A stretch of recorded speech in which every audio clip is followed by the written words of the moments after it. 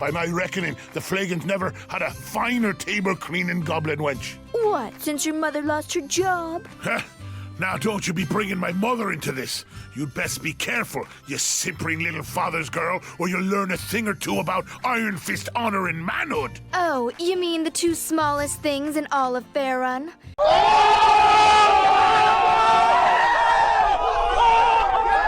Greetings everyone, I am Archon Oquals, and welcome to the Temple. In the spirit of my last video, today we'll take a look at another superior sequel, a true gem in the early 2000s RPG space, Neverwinter Nights 2. Just like all the games on my list, Neverwinter Nights 2 is a treasure trove of useful lessons for both game designers and storytellers in other mediums. However, the setting of the game, Faerun, more specifically the Sword Coast, is considered by some to be generic or overused. So today I'd like to show you how the developer Obsidian Entertainment took this generic setting and made it into a true classic. I believe their work provides invaluable lessons that creators can emulate and the audience can appreciate. As always, if you stick to the end of the video, you'll become a more knowledgeable creator or a more refined, classy viewer with a superior taste. So without further ado, let us dive into this gem of a game and see what we can learn. Trust me, it will be worth it. That's as comforting as leaving the village idiot in charge of a trebuchet. But first, a word from our sponsor, Chandra's Barn.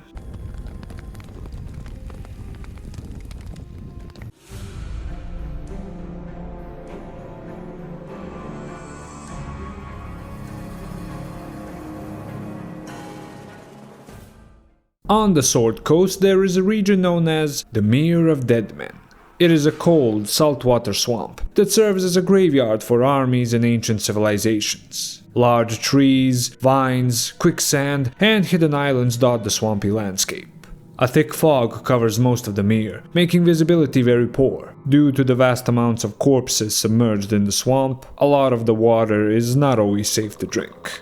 Because of the dark waters and submerged ruins, those who travel by boat must be extra cautious, lest they capsize and join the many who died in the Mere. The Mere itself is not always stationary, swallowing homes and other properties too close to its edges. It is also home to races like the lizard folk, who are eager to spill the blood of outsiders to appease their profane gods. However, natural dangers are not the only thing a brave traveler has to worry about. Certain regions of the Mere are home to the undead, revived by powerful negative energies that fester in this swamp of death. The problem of the undead was made worse when a dark entity called the Shadow King King of Shadows emerged with an army of undead to threaten the Sword Coast. Knowing the undead problem would only get worse, the lords of the city of Neverwinter assembled an army to crush the undead legions rising from the Mere. The final battle took place near the village of West Harbor. As expected, the village was crushed under the weight of the two armies. Unfortunately, the undead legions of the King of Shadows did gain the upper hand over the army of Neverwinter,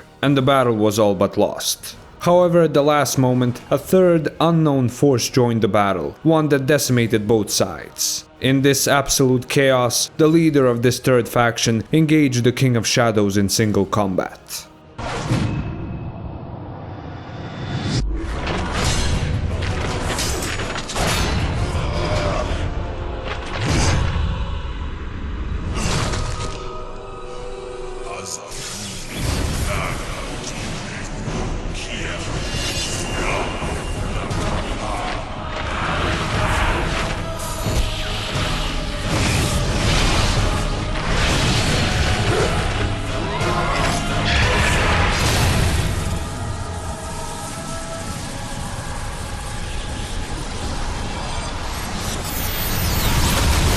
And that was that. The King of Shadows was defeated, the unknown forces scattered, and the army of Neverwinter was thoroughly decimated.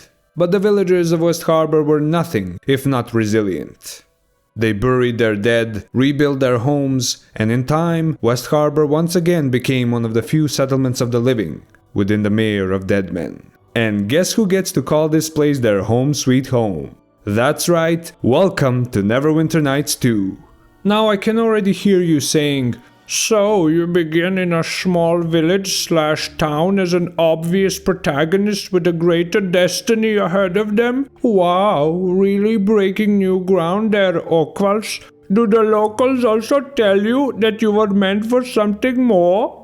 Yes, they do. And yes, West Harbor at first glance can really seem like a generic monument-starting village, but the devil really is in the details. For example, this is not a quaint medieval England-inspired village with verdant grasslands, lush forests, and a jolly population. Instead, it is in the middle of a cursed swamp, surrounded by haunted ruins, lizardmen tribes, and the undead. The residents of the village are not helpless farmers who are just easy prey for any outside force. In the surrounding lands, they're known as the Harbormen, renowned for their toughness and resolve. What makes them tough? Well, how about the fact that instead of running away from a cursed swamp filled with undead and lizards, they instead went, "Ah yes, this swamp soil makes for excellent farmland." They fight off the lizardmen, the undead, and once a year they hold an event called a Harvest Festival. During this festival they compete with each other in various tests of skill, in hopes of winning what's called a Harvest Cup.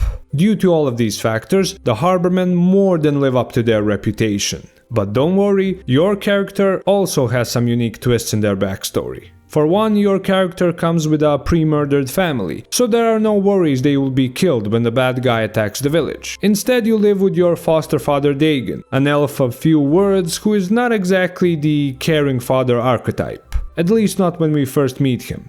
You're not my father. But I love you like your father did. I believe in you like your father did. I had sex with your mother just like your father did. Finally, the game gives you a list of various backgrounds to make your character more unique. However, there is nothing stopping you from going with a more quote-unquote generic background. The beginning of Neverwinter Nights 2 has some valuable lessons if you're planning on starting a story in a more, again, quote-unquote generic way. Thankfully, they are useful for both game designers and other storytellers. Let's say you want to tell the story of an oblivious hero / lost heir to the throne / chosen one, but you're afraid the story might be labeled as generic in the first chapter. No problem, just make some crucial changes to the area your protagonist grew up in. Instead of a peaceful village or small town, maybe the hero grew up as part of an order of warriors in an ancient citadel. This citadel is on the border between demonic-infested lands and the civilized world. They do not have a happy family that cares for them, which would get murdered / abducted by the bad guy so that the hero can have a character motivation. Instead, their father figure can be the Order mentor, and their comrades can be the brothers and sisters that the hero never had. And perhaps, due to being on the edge of civilization, fighting demons their whole lives, their heroic motivation is quite different. They don't want to avenge their family / take back the throne / fulfill their destiny, but just to keep the realm safe, because they know there are greater threats. But let's say you really want that sleepy, peaceful town for the start of your adventure. In that case, you can keep the classic look and feel of the town as long as you make changes to the hero of the story. What if the protagonist lost the throne because he or she was a tyrant and was deposed? What if the protagonist was a war criminal who is now hiding as a farmer? Then, when the village is attacked, the bad guys may actually be in a morally gray area because they believe the village is sheltering a war criminal. But maybe that's too dark for you, and you want your chosen one to be a non-scarred individual. No problem. Instead of a town / village, it can be a ship. The hero had a blissful upbringing on the high seas, fully aware of their destiny / royal inheritance, which they ignored in order to enjoy their own life. A very interesting and human motivation for your protagonist. Then, as the story progresses and character growth happens, the hero can decide to help out those less fortunate on the mainland and embrace his or her destiny. To clarify, if you do your job right, there is nothing wrong with writing a classic fantasy hero's journey that starts in a secluded village or town. However, if you do want to spice things up, making slight changes to either the protagonist or the starting location for the story can do wonders in the long run. You can change both if you really want to bring a breath of fresh air to the genre, but be careful not to make it too alien for your audience.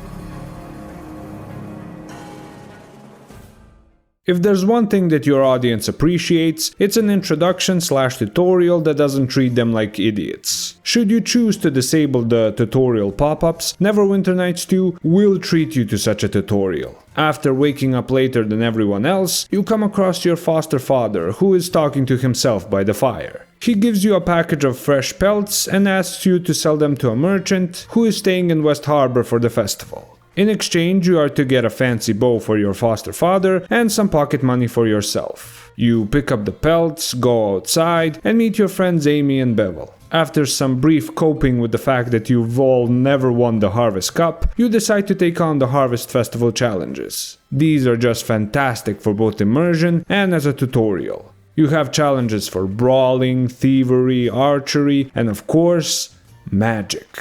It reminds me of my hometown back in the old country. Regardless of which class you choose, it will have a chance to shine during the festival. What's more, you can also choose to learn some details about the world and story by interacting with the town's NPCs. You can even get some sweet foreshadowing that will help you during a tough fight later in the game. You also get to shrink some pigs and make fun of Amy for not being able to handle her drink. Finally, if you're skilled enough, you can win the Harvest Cup and a bonus item called the Harvest Cloak.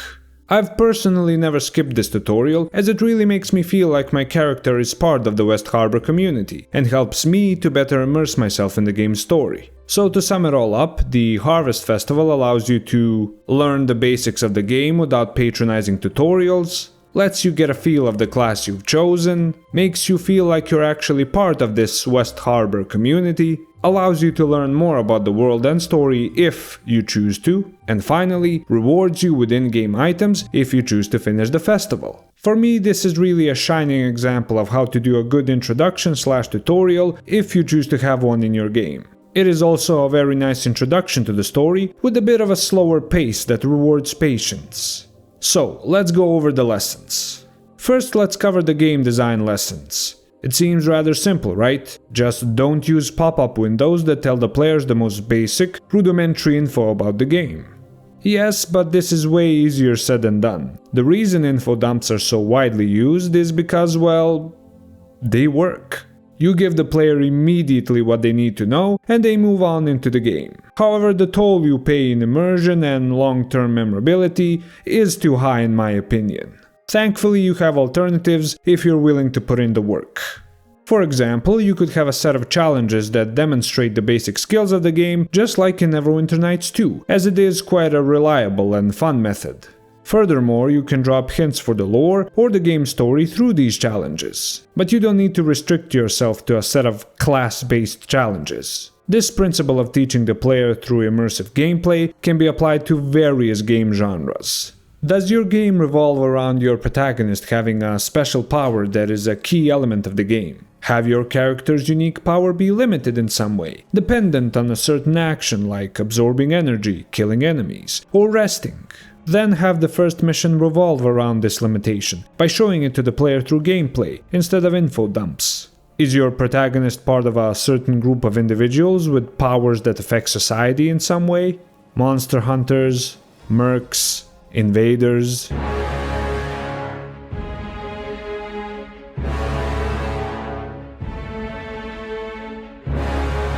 Have the first mission revolve around their particular craft. Make the role-playing of this faction the actual tutorial. Let the story of the game slowly seep in through the comments of the protagonist's order, or faction-specific goals. For the players who go the extra mile in role-playing and immersing themselves in the world, have some lore revelations or foreshadowings that they can discover. By not hitting the player with info dumps and letting them understand their role in the game through roleplay and non-menial tasks, you are in a much better position than a developer who chooses the easy path of exposition. I don't just mean game mechanics here. Story exposition dumps by NPCs to just move the player along are also a huge pitfall that you should avoid at all costs. For TV/film writers, the lessons are pretty much the same. However, you do not have the luxury of letting the audience go at their own pace, like game designers do. So whether you're devoting a section or an entire episode to creating an immersive introduction to your story, keep in mind your audience's attention span. If you've chosen the pilot to demonstrate the rules of your world/story, make sure that by the end of the episode the protagonist's journey actually begins. In other words, the immersive introduction should not go past the pilot, unless it is absolutely crucial for the rest of the story.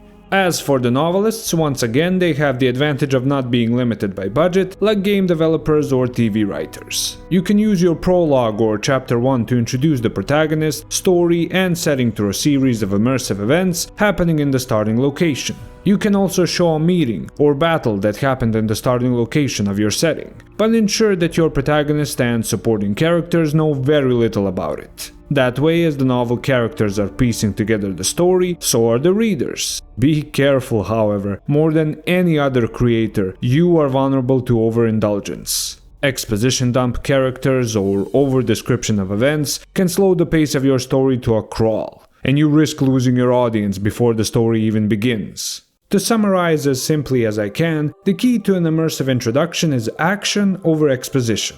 Whether you're a game designer, TV writer, or novelist, it is better to let your audience learn through action rather than exposition. Even if it takes them longer to grasp your story and ideas, it is far better when they do it through trial and error or debate amongst themselves. Laying out everything in front of them will ensure your audience understands your story sooner, yes, but very likely at the cost of long-term commitment. So that would be it for the immersive introduction lessons. Remember, if the start of your story is a bit on the generic side, making it more immersive for your audience will actually make it feel more unique. Why? Because proper immersive introductions are rare, and thus a perfect remedy for a more generic start to a story.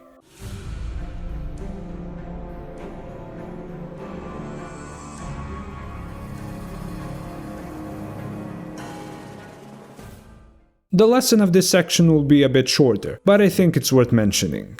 As many would expect, after you finish the Harvest Cup victory celebration and go and get a good night's rest, you are suddenly awakened by the sounds of screams coming from the village. The village is under attack! West Harbor is under attack! You're safe! Grab a weapon. We need to help defend the village. What? Why would the Bulgarians do this? How would I know? There's nothing in this village of value. Maybe they're just raiding for food. We'd better hurry. I saw some of them following us on our way here. You pick up your weapons and armor from your chest and prepare yourself for battle. Bevel then tells you to run and find your father while he holds off the enemy. He will sacrifice himself so that his friend can leave the village and get revenge.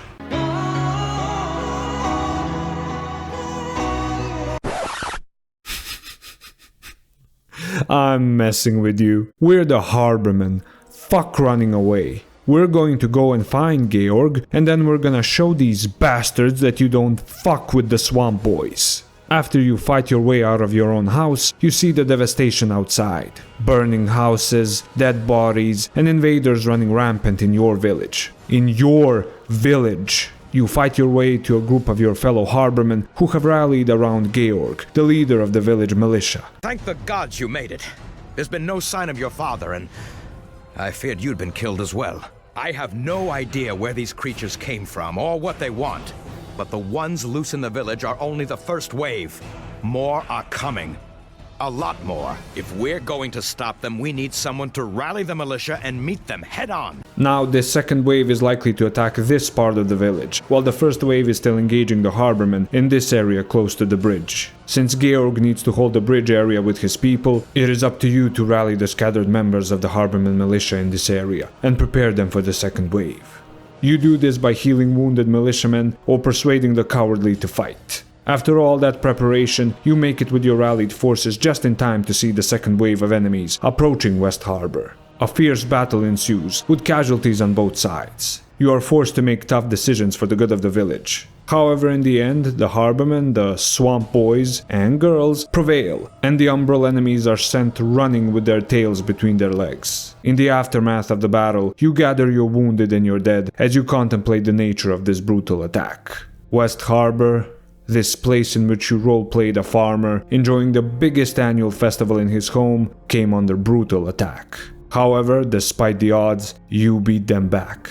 You led the defense of your home with Georg, and you won, saving your home in the process. Unfortunately, victory did not come without a cost. By allowing you to first enjoy village life during a festival, then defend the village with all your might, and actually win in the end, the developers made you care more about this quote-unquote generic hometown of yours. The lesson of this section is simple and universal for all creators. If your starting town/village is going to be attacked by the bad guys, don't let it be destroyed in that attack. Have the protagonist of your story lead its defense, or be part of it in some way. Have the town's defenders beat back the enemy, with losses of course. If the protagonist's home is destroyed off screen for the sake of easy revenge motivation, you'll be missing out on some good storytelling, and making your story more generic in the process. People care about what they can fight for, so give them a chance to fight for the protagonist's home. This will immerse them in the story even more, and make them look past the more generic elements. You can have the town/village destroyed in the latter part of the story if you're really into that sort of thing. At least that way your audience will actually feel a sense of loss, because they've successfully defended this place in the past. To put it more simply, an Unbeaten Town is more memorable, less generic, and most important of all, more precious to your audience.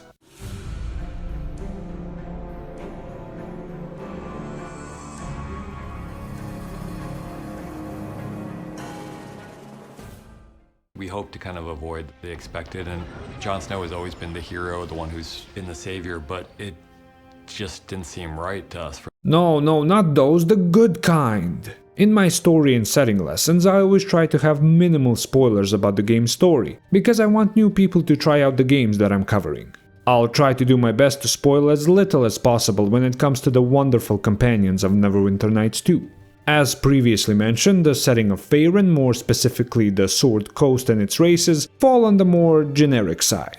This does not make it automatically bad, of course. Quite the opposite, it can make a perfect starting place for those new to fantasy. However, veterans can get annoyed if they can predict the nature of your characters and story based on previous genre experience. The developers at Obsidian Entertainment were aware of this, but they knew they had strict lore limitations that they had to follow. So instead of breaking the lore of Faerun and the Sword Coast, they simply reshuffled the motivations of the characters who exist in this setting. Neverwinter Nights 2 was not the first game where they did this, by the way. Let me show you some examples of what I mean. Shortly after repelling the attack on West Harbor, you are forced to leave for the city of Neverwinter. As you head through the Mere of Dead Men, you come across a lonely inn in the middle of the swamp, and right away you notice trouble outside the fine establishment.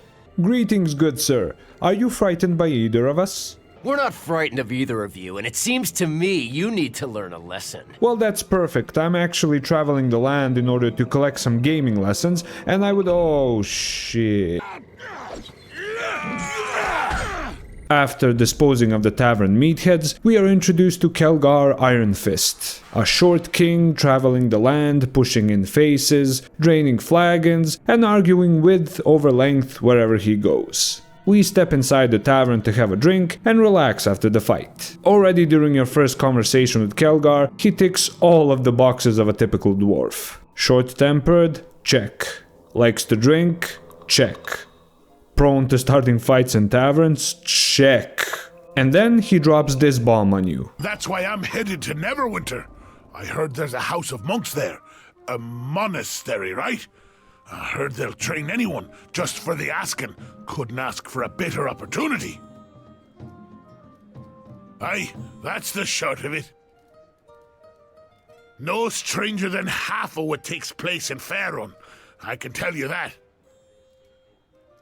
Well, as it happens, I didn't always want to become a monk. What happened was that... Yes, you heard it right. Kelgar wants to be a monk. Best of all, he found his motivation after a group of monks wiped a tavern floor with his face. Apparently, Kelgar was insulted that they were drinking water in a tavern, but he soon learned to appreciate proper hydration after being thrown out the window and into a puddle. As time passes and you gain Kelgar's trust, you can actually learn that there is more to his desire to becoming a monk than just being a supreme tavern meathead. This in turn shows you that he is not some generic angry dwarf who is just there for comedic relief, but an actual nuanced companion you'll get attached to as the story goes on. Then we shall show him the strength of two peoples united, and teach him the truth of fighting for what one believes in. Yeah, Kelgar, so proud of you. Nice. Now make a proper power pose. Yeah, no wait, not like that. Oh, by the gods. We also have the example of Nishka the rogue. She's being harassed by a group of guards from the nearby fort. I wonder if she's one of those silver-tongued rogues who can talk their way out of anything. I told you I'm not with those bandits. Or are you deaf and stupid? Stupid? Oh, never mind. Once we deal with the guards, Nishka tells us what happened. Apparently there is a group of bandits harassing travelers in the region, and the guards mistook her for one of them. She tried to sneak past them using an invisibility potion, but it wore off just as she was passing them. The fact that she's also part Satan didn't really help. You learn that she was going south with no real plan, and as thanks for saving her, she offers to join your party. So you see, she wasn't in trouble when you met her because she was a stereotypical kleptomaniac roguish character that gets in trouble because, plot? She is a victim of racial discrimination, followed by bad luck thanks to a bloodline she never chose. When you meet her, you actually have a chance to be one of the few people who is genuinely nice to her, and she will comment on that. It's also one of the first instances where you can define the personality of your character by how they interact with their companions. But yeah, Nishka is also a kleptomaniac roguish character. So, I thought I'd check out the meditation chamber. Big statue, by the way, but don't look for the donation box. There isn't any. I would mention other characters as examples of these subverted problems and goals, but as I said, I don't want to spoil the story for those who haven't played the game yet. However, one of those characters is so good in this regard that I will make a video about it down the line, as a tribute to him. So the point I'm trying to make with these examples is that yes, Obsidian did create these characters with a stereotypical surface layer. However, they also hid the characters' unique, genre-defying problems and goals behind character exploration. In simple terms, they made the characters generic enough to be familiar to both fantasy veterans and newcomers. However, they also made them unique enough to impress both groups when they actually got to know these characters. Now that it's clear how Obsidian used characters to subvert genre expectations, let's see what lessons can be learned. Let's make one thing abundantly clear. Writing a more standard story or set of characters that some would consider quote-unquote generic is not automatically a bad thing. A properly written story will always be worth the audience's time investment. What you should be careful with is how many standard/expected elements you have in your story and where you place them. Audience attention is a brittle thing, so be careful not to rely too much on tropes, lest the audience mistake your story for a low-effort one. Walking the fine line between the expected and unexpected is key to getting the best of both worlds, as Obsidian did in Neverwinter Nights 2. For example, let's take a generic and often hated archetype, the righteous, rigid, goody-two-shoes character that berates other characters for not being the same. You know what, let's just call him the Paladin. So let's say you have a generic Paladin in your party, who berates everyone for not being moral. In order to prevent this character from remaining generic and thus hated by the audience, you can give a unique reason for their love of justice. Perhaps it is a coping mechanism for something they did in the past, or something that was done to them. Perhaps their attitude is the result of a curse that forces them to act in that way. Also, if we're talking about an actual divinely empowered warrior, maybe they don't actually believe in what they're preaching, but are just lying to themselves to keep their powers. By giving this stereotype character a unique twist on their problem, you also put yourself in a position to give them a unique solution. In the case of video games, you can give your players the option of solving these issues. Rigid moral code as a coping mechanism for trauma? Force them to face it, or just call them out on it, destroy them with facts and logic, until they are better. Their attitude is the result of a curse? Create a unique quest or storyline about removing that curse, or even a story about manipulating this curse to force the character to act the way you want. The Paladin is a hypocrite just concerned with keeping their divine powers? Literally have them stripped of their power by roasting them every time they show they don't really believe in what they are saying. This was only one example, but the point I'm trying to make is this. If you're working in a more generic setting and for some reason can't change the lore, create a genre subversive problem that requires a solution of similar nature. That way a cast of stereotypical fantasy characters can actually be turned into fascinating, nuanced individuals that bring a breath of fresh air to the genre. If you do this right, your audience won't care about the generic nature of your setting or even the story, because you made them actually care about their companions and their problems. Phew, and those are the lessons from the story and setting section. Now let's move to...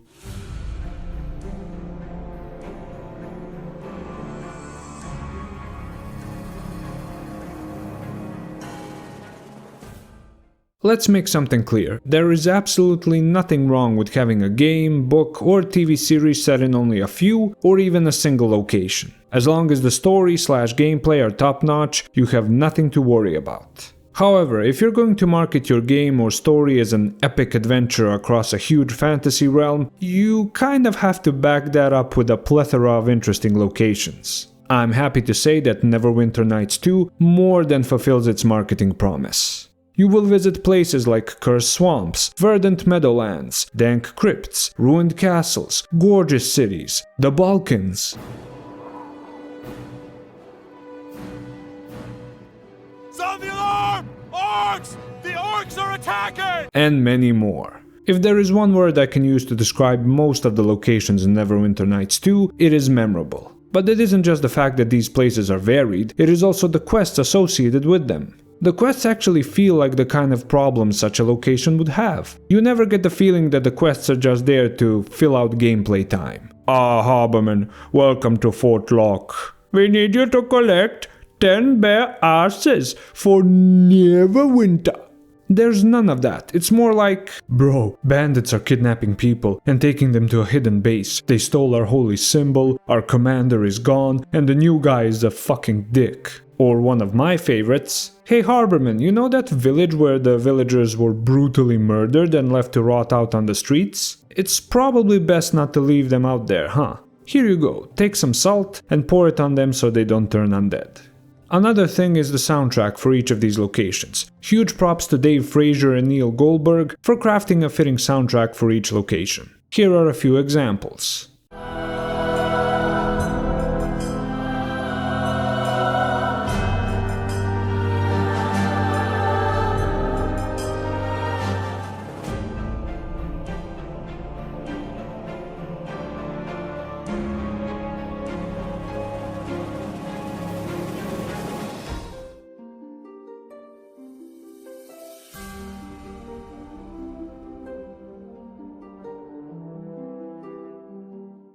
The lessons from this segment are thankfully easy and universal for both game designers and other storytellers. If you're promising a grand adventure, ensuring a proper variety of locales is a huge boon for audience investment. Then making sure the content within these places is location appropriate will help seal the deal. Even if you don't manage to stick the landing, your audience will appreciate the journey they took to get there. Subtly foreshadowing these locations in the early parts of the story and actually showing them later can also give a huge boost to memorability.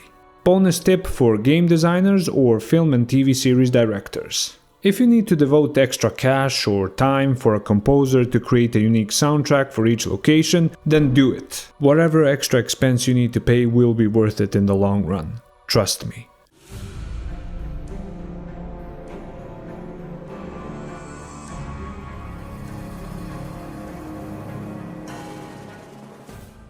Tell me, when you hear the words epic battle in a movie, book, or TV series, what comes to your mind? An open field with two or more armies clashing. The protagonist leading the final charge on some epic set piece. Maybe a protracted siege, where neither side can get an advantage.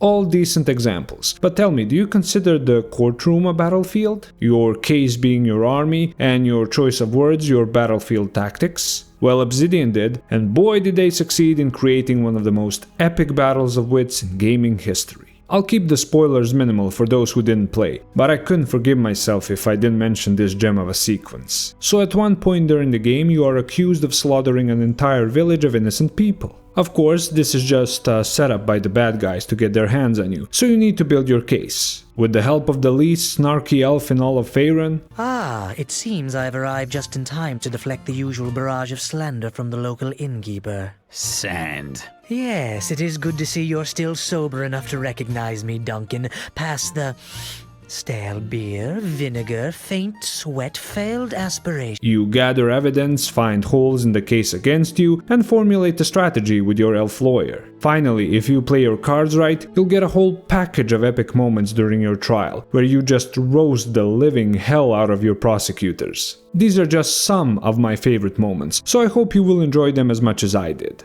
Now, Ambassador, I'm certain you wouldn't strike Elgin while he's testifying, so I doubt he's in any danger here. Laugh now if you will, but I'll wipe that smile from your face, I promise you. With the gods, there is very little room for such explanations when you are before them, Elgin. Now again, what is your story? Well, I may not exactly have been in Ember at all. Really, it's hard to tell. I did get knocked out, you know, or maybe I just been sleeping and dreaming it all, you know. Perfect. Well done. Get him off the stand and out of my sight! Why did the Luskins kill the people of Ember, you mean? I realize you were speaking Luskin just now, but in Neverwinter we call them lies. Ah, so easily angered. Is that what happened with the people of Ember? Did they ask you a question and you attacked them? Are you deaf to the truth as well as blind to it? It's no wonder you can't hear me, Ambassador. We are here to find the truth. Yes, to listen to your insults. No. I'm glad we understand each other, because every time you open your mouth, you insult me, Neverwinter, and the people whom you killed at Ember. Furthermore, I believe the gender wage gap is a myth. How dare you! Are you saying that anyone from Luskin should never be trusted? If so, you kill your own case, Ambassador. I agree. This matter concerns Ember, and whether the accused, who has sacrificed for Neverwinter on many occasions, merits such accusations. The origin of such charges or slander on the counsel of the accused has no bearing on the crime itself. To hide the evidence? Ambassador, the entire town was murdered. Hiding the bodies in graves isn't going to make the crime go away. Yes, it is a wonder that Naya was not killed as well. Actually, Ambassador, the accused and those he traveled with had every opportunity to kill me, and easily if they had chosen to do so. That too convinced me of the good nature of the accused. The true killer of Ember would have no doubt murdered me as well for attempting to interfere there, especially if I had uncovered any clues while attempting to bury the bodies. Yes, such speculation is indeed of interest.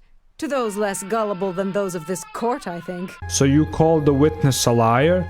That is much like the pot calling the cauldron black, Ambassador. The boy is an innocent victim in all this, to be sure. But, just to be fair, let us test his power and see how much of a seer he truly is. Marcus, what do I hold in my left hand? Your left hand holds an iron ring, the ring of Garius, the master of the fifth tower.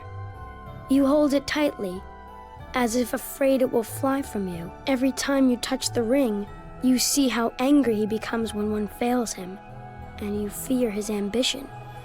It is a ring that is more of a chain than a piece of jewelry. And even more so, the ring reminds you of... Enough! I intentionally let the enemy bring up as many witnesses as possible, so I could destroy them with facts and logic. Apart from being a very unique gameplay sequence, it is also incredibly rewarding in recognizing the choices you made up to this point. Whether it's your class skills or just the evidence you gathered, it will matter during this trial, and you will be rewarded for putting in the extra effort. In simpler terms, you get an unconventional obstacle to cross, and the game makes you feel awesome and smart if you beat it using your wits. I personally can't play through Neverwinter Nights 2 without a character skilled in either diplomacy, bluff, or taunt, as this sequence is just too good to pass up.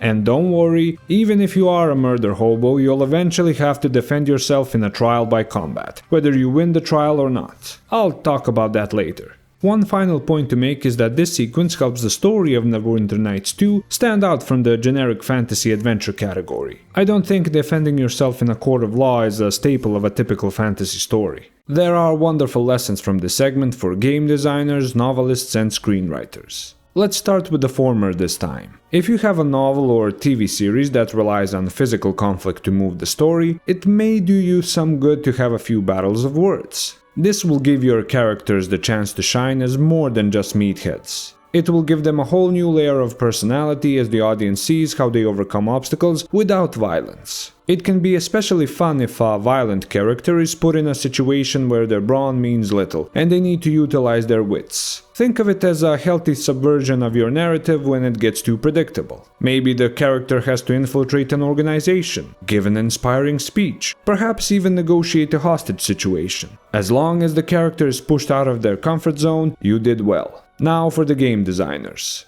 You can also have a similar trial sequence like in Neverwinter Nights 2, where your player's wits, involvement in the game, and speech skills are all put to the test and rewarded accordingly. However, this is far from the only type of word battle you can have in your game.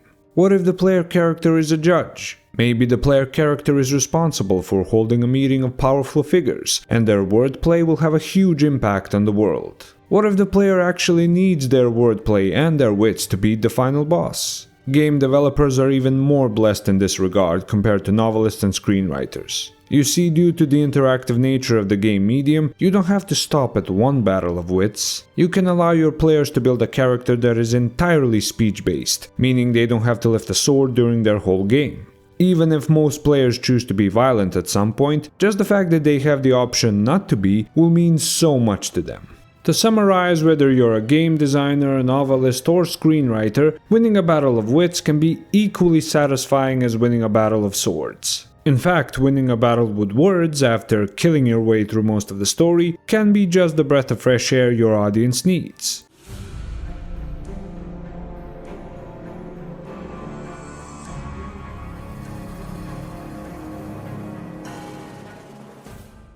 I think we all like a bit of ruling power fantasy every now and then, right? To be placed in the role of some lord who decides the fate of entire nations. However, I think it's fair to say we enjoy this type of roleplay as long as it adds to the main story and doesn't detract from it. In other words, we most enjoy a balanced experience when there is not too much or too little ruling gameplay. Considering that Neverwinter Nights 2 was one of the first RPGs to implement a rulership mechanic, it's surprising how polished and balanced the experience is. Again, I'll try to keep spoilers minimal for those who haven't played yet. So, at one point during the game, you are rewarded with a stronghold called Crossroads Keep, a bastion of splendor, security, and...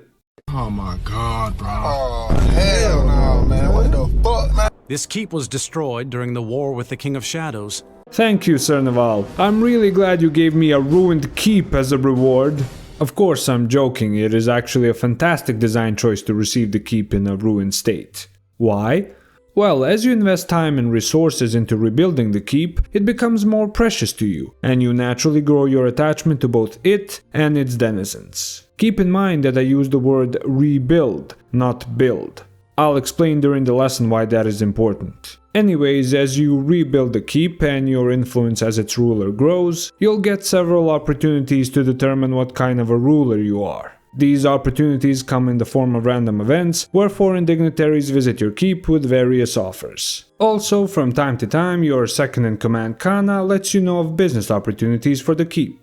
Not only do these events make you feel like your choices in ruling the keep have a real impact on the world, but they also make the skills you chose for your character actually matter. For example, this is one of my favorite events for a character that has a high appraisal skill. For context, a bunch of settlers ask for permission to start a settlement close to your keep, and you totally rig the contract in your favor. I'd like to add some clauses to the charter, especially about the use of the miller's wheel. But the charter was carefully thought out. Surely you don't mean to change important provisions? Lord Nasher's tides the peasants more than twice a year now. Aye, and that he does, but we're just starting. We have no fields plowed and no crops. Forming communities always involves coin. I'm sure you've accounted for the possibility of regular taxes. You drive a hard bargain there, Captain. We could pay... I've studied trade, and I know a great deal about each of these coasters. I love these random events so much. Crossroads Keep also changes as you rebuild it, which you can see after you make a choice to restore some ruined building. Also, you have multiple choices when it comes to what kind of buildings you want in your keep courtyard. I also love how you can walk around the keep and talk to the soldiers under your command, who will thank you if you provided them with excellent weapons and armor. You can also recruit sergeants to help train your men, and each will have some unique comment on your keep. One of the key reasons why managing Crossroads Keep is so satisfying is because it's never overwhelming, or a forced obstacle in the story. The random events I mentioned are spread out with enough breathing room in between, and you never have to grind power points so you can progress through the story. Needless to say, whenever I reach the Crossroads Keep segment of the story, I drag it out as long as possible. So, the lessons from this section will be geared more towards game designers than novelists or screenwriters. Still, there are some universal lessons here too. Let's begin with the game designers. If you're going to have a city/kingdom management aspect to your game, make it complementary to the story, instead of a forced obstacle. It should make the players feel important and appreciated by the world, but never overwhelmed. The choices they made while ruling should be recognized, ideally in the ending slides if your game has them. If the player's choice of class and skills also gives them unique options while ruling, well, that is just icing on the cake. Good timing is also your friend while designing these gameplay elements. Making sure the players acquire a settlement to rule after they've gone through hell to get it will make them appreciate it all the more. Also, remember how I pointed out that you rebuild Crossroad Keep, not build it? Well, that is also another great design choice, because the time and effort the players put into rebuilding their settlement will also increase their investment in the game. If during the course of your third-person RPG, the players have to actually build settlements, as in where to put buildings, what to name them, etc., I think you run a big risk of them never finishing the game. These deep settlement building and management mechanics are great for strategy games or city builders, but not so much for a single-player RPG. I think this is one of those cases where sticking to genre conventions is a good thing. Your worst case scenario is if you give them a keep or a city to rule too early and then overwhelm them with management gameplay. Not only do you make them feel like they are getting something they didn't earn, but you also give them the impression that pointless busy work is preventing them from enjoying the rest of the story. To sum up all these game design lessons, make sure that ruling/management mechanics are all applied in moderation within your RPG. If they are adding to the story immersion and enjoyment, great, keep them. If they're a forced obstacle in the story, or worse, they're just to pad out game time, you know what has to be done. As for novelists or screenwriters, thankfully the lessons from this segment are quite easy to apply. If your character after enduring hardship is rewarded with a position of power and an organization or settlement to rule, bear in mind the attention span of your audience. They want to see their heroes triumph and be rewarded, but not bogged down in the politics of ruling for an entire book or season. 1 to 2 episodes or chapters of ruling will be more than enough for your audience to comprehend the hero's rise to power and current situation. What should follow are actual plot-moving problems, either within the settlement/organization or outside it. If the story demands that the protagonist be bogged down in the politics of ruling for some time, switching to a different POV character can also do the trick. The audience always needs to feel like the story is moving, and something new is just on the horizon. Just like game designers, make sure the audience is not bogged down by unnecessary filler during the course of your story. Remember, any extra elements to the story should be complementary, not obligatory.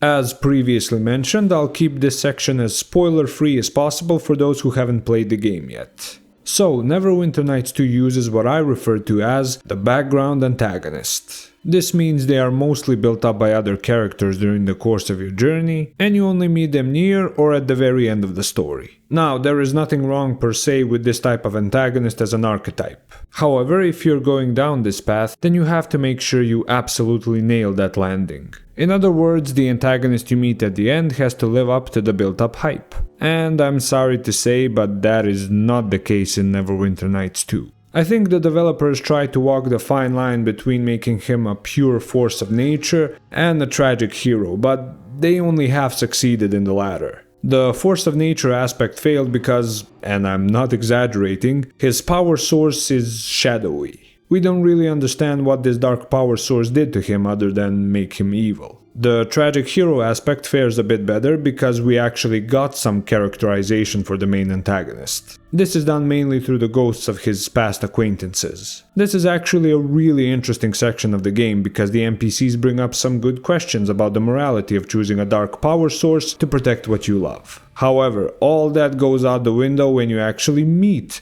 the antagonist. There is no option to question his motivations further or get his side of the story. There's not even a choice to somehow weaken him by shaking his resolve. No, you just get 3 generic reactions based on the alignment of your character. If you're good, you get the "all that is good must be destroyed because I'm evil." If you're neutral, it's "there is no neutrality. If you are not with me, then you are my enemy." And finally, if you're evil, you get an offer to join him so you can be hilariously evil just for the sake of it. Honestly, I was very surprised by this, as 2 years before Neverwinter Nights 2 was released, Obsidian created a masterful antagonist in KOTOR 2. My guess is that this is one of the genre conventions that they could not subvert, or maybe they just lacked the time to properly flesh out the antagonist. The bright side is that we now have the chance to learn from their mistakes. The lessons from this segment will also be pretty universal, with slight differences at the end based on whether you're a game designer or a novelist/screenwriter.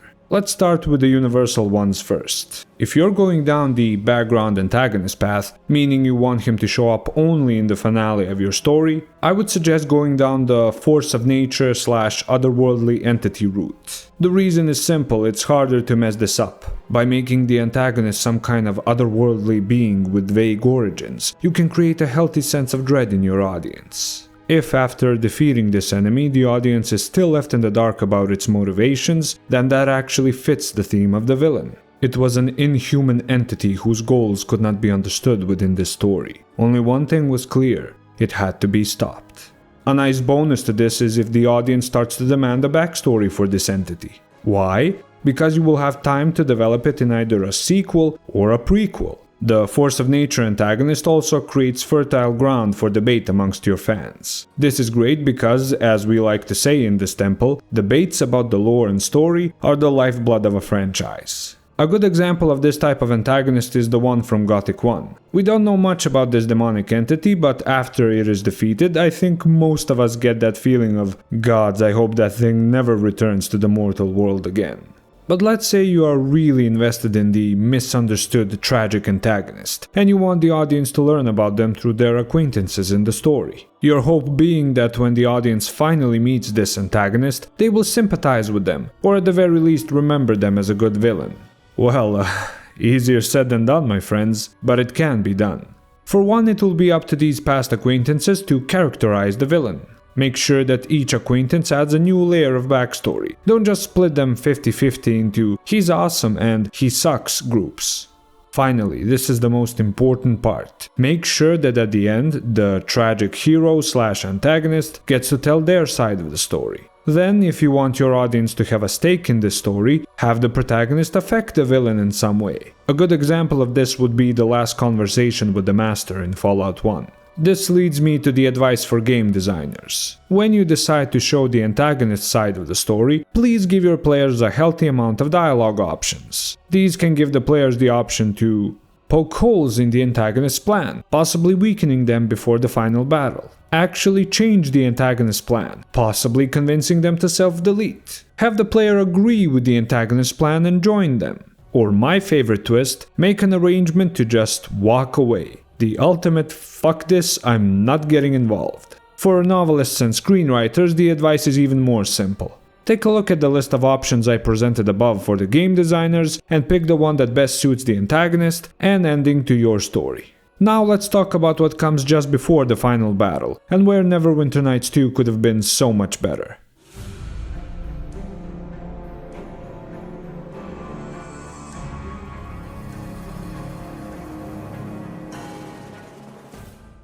I'm going to be as fair here as I possibly can. The setup for the final area of the game is pretty good. After defending Crossroads Keep, this place you rebuilt from a sad ruin, you are approached by one of the wisest sages in Neverwinter, who is possibly suffering from Alzheimer's. Knight Captain, you are not going to believe this, but I figured out a way to teleport you and your group directly into the enemy fortress. You can bypass all of the enemy legions and cut off the snake's head.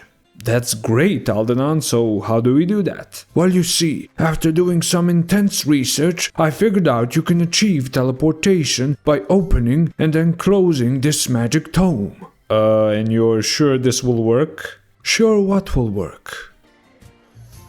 Okay, let's do this. Surprise, surprise, Aldenon's tome trick actually worked, and we are now inside the enemy base. However, it looks like the plot barrier pushed us off course slightly, and we have to fight our way to the heart of the fortress, where the enemy awaits us. Don't get me wrong, when we first enter the enemy fortress, the atmosphere is top-notch. The eerie music combined with the dark visuals really make you feel like you're in the profane corpse of a once great civilization. Your party reacts appropriately to the environment, and the sense of danger is there, at least in the beginning.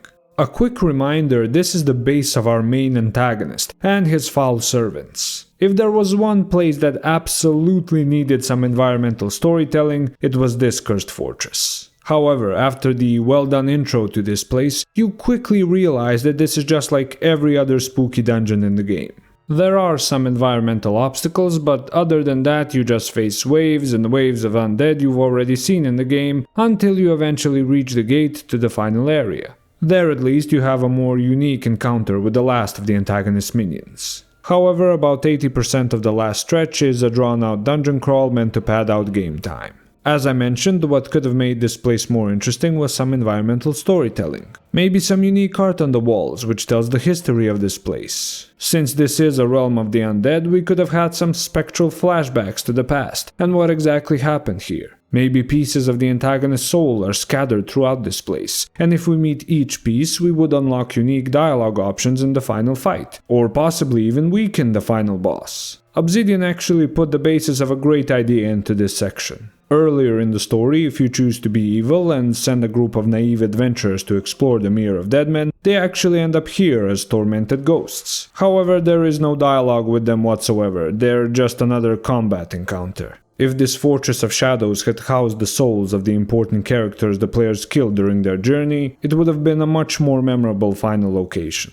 They could taunt the players about the choices they made, and through dialogue options the players could determine what kind of attitude the main character has towards those choices. Perhaps some of these characters are now mini-bosses for separate areas of the fortress, and we have to take them down to unlock the final gate to the antagonist. Unfortunately, none of this is done, and as I said, it's just a dungeon crawl to the final boss. Fortunately, there are valuable lessons to be learned here, and for the sake of brevity, I'll immediately split them into two categories. First up, the game designer lessons. In my opinion, here are two of the most vital things that make a final location in a game memorable. Unique visuals and designs not seen anywhere else in the game, and a variety of scenarios that reflect the choices the players made throughout the game. Ideally, it should have both of these things. Unique visuals can simply come down to a corrupted or ruined version of the art style the players were exposed to during their journey. As for the unique design, this can be anything from environmental puzzles or traps to story revelations and conclusions to various side character arcs. If the players can do or learn something in this final location that they can't anywhere else, then you've done a great job at making the final location memorable. As for the scenarios that reflect the player's choices, simply showing consequences for something they did earlier in the story is a massive advantage to your final location.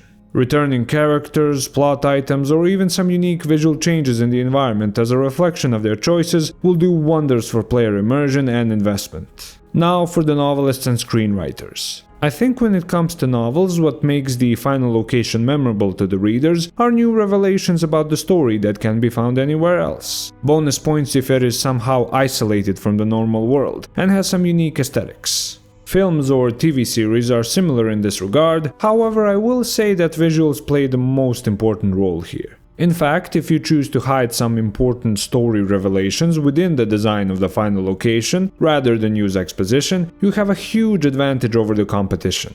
Why? Well, eventually the more keen-eyed viewers will notice these details and share them with the rest of your audience. This in turn will spark a debate about your intentions, and well, I don't think I have to repeat myself on why debate amongst fans is important. At least not in this video.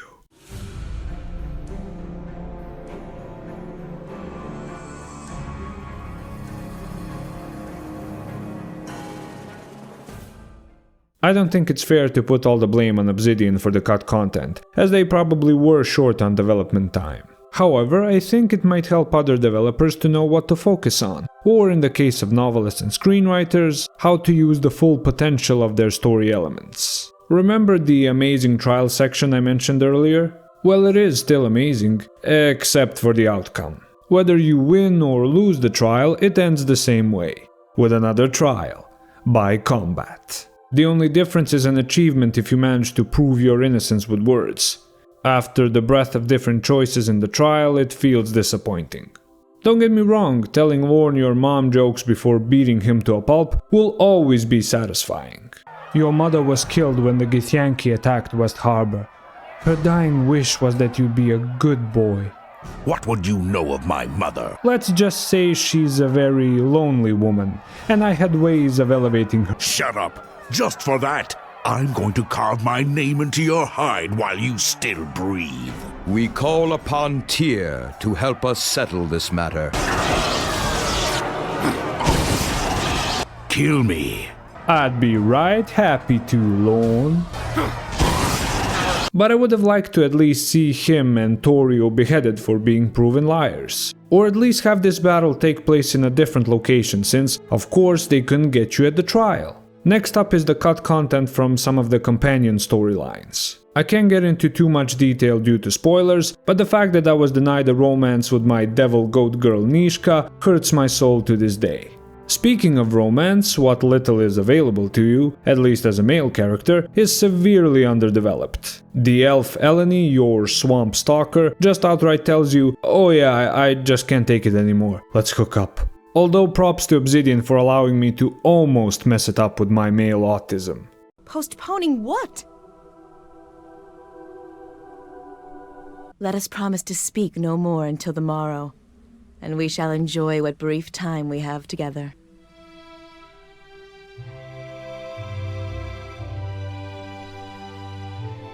"10 brownie points for realism. Also, it is clear that due to time constraints, some characters received complete story arcs, while others only received hints of an arc. This also brings me to the lack of banter between the companions. Don't get me wrong, what is there is great, but there is just not enough of it in my opinion. Which is a shame considering how much I praised the companions earlier. So let's first see what game designers can learn from this. If you see that you have a fantastic feature that your fans will love and remember, but you know you won't be able to use its full potential due to time constraints, stop working on filler content in your game. Even if your game is 10 hours shorter, it would still be a better experience because you used the full potential of your features. For example, Obsidian. Did we really need 2 identical caves filled with orcs? Was it really necessary after grinding through the first orc cave for the main orc to go, nah bruh, this is actually a dummy cave, our real cave is somewhere else. So anyways, can you spare me please? First of all, every orc cave is a dummy cave. And second of all, to the death! Now the next piece of advice is universal for all creators. If you know you can't flesh out a larger cast of characters and give them proper arcs, then have a smaller group of characters instead. I'd much rather enjoy a story about a well-developed trio than a legion of hollow archetypes. This can be especially jarring if you created a cool character who fans want to get to know better, but can't because there wasn't enough time for them. And one last piece of advice for the novelists and screenwriters. If you notice your fans are focusing on a certain concept you introduced, don't be a douche and shut them down or ignore them to focus on other things. You are wasting the potential of your story. Either weave into the story what the fans are interested in, or provide a satisfying answer to their curiosity. Now it's time to sum up all the advice in this section. A shorter, more developed journey will always be more satisfying than a longer one with pointless filler.